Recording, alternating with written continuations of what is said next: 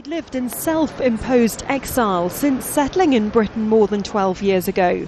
Having ridden on the wave of post-Soviet-era capitalism, Boris Berezovsky was once considered one of Russia's richest men. He'd made his money in part by importing Mercedes cars in the 1990s. But for more than a decade, he'd been one of the loudest opposition voices of the Russian leadership.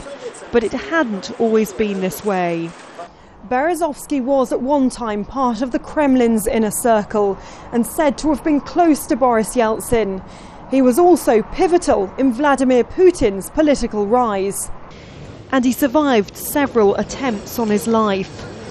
But when in the late 90s Putin wanted to end the political hopes of Russia's oligarchs, its richest men, Berezovsky left for Britain and became one of Putin's fiercest critics.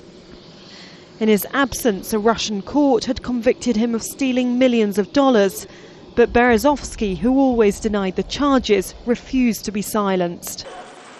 Last year, he lost a case against another prominent Russian, the owner of Chelsea football club Roman Abramovich. The case cost him dearly, and he was forced to pay out millions of dollars in legal costs.